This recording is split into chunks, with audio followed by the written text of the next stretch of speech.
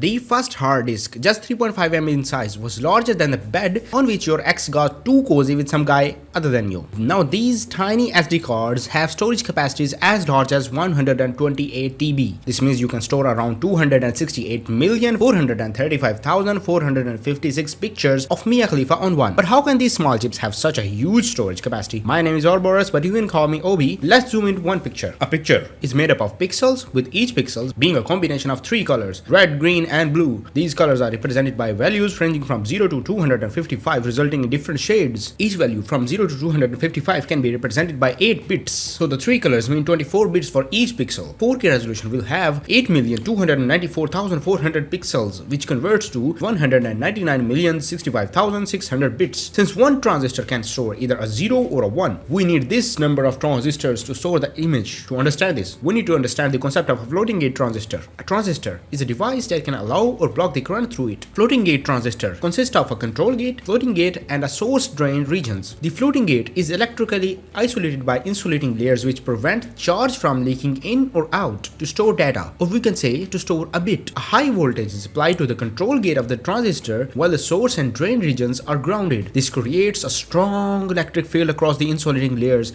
allowing the electrons to tunnel through the oxide layer and become trapped in the floating gate. In a transistor, the presence of electrons represents a binary bit 1, while their absence represents 0. This is how the data is written onto the memory. To read the data, the control gate is biased and the source drain regions are used to apply a small voltage. This induces a current flow through the transistor. The trapped electrons alter the threshold voltage of the transistor, affecting its conductance. When the floating gate has electrons trapped, the threshold voltage required to turn on the transistor increases. This change in threshold voltage represents the stored data. The magnitude of the current is measured, indicating whether the electrons are trapped in the floating gate or not. Flash memory can be erased by removing the trapped electrons from the floating gate. This is typically done by applying a high voltage to the source drain regions while grounding the control gate. The high electric field causes the trapped electrons to tunnel out of the floating gate, returning it to its uncharged state. Now, how these nanochips are made? First thing first, the process begins with the extraction of silicon from the sand. The purified silicon is then melted and solidified. The silicon ingot is sliced into the thin circular wafers using precision cutting tools. These wafers serve as the substrate for the building the flash memory chips. Various layers of materials such as silicon dioxide for insulation and polysilicon for conductors are deposited on the wafer surface. These layers form the basis for building the associated circuitry. Photolithography is used to define the patterns for the memory cells and circuit elements on the wafer surface. A photosensitive material is applied to the wafer exposed to the UV light through a mask containing the desired patterns to create the desired patterns on the wafer surface. Dopants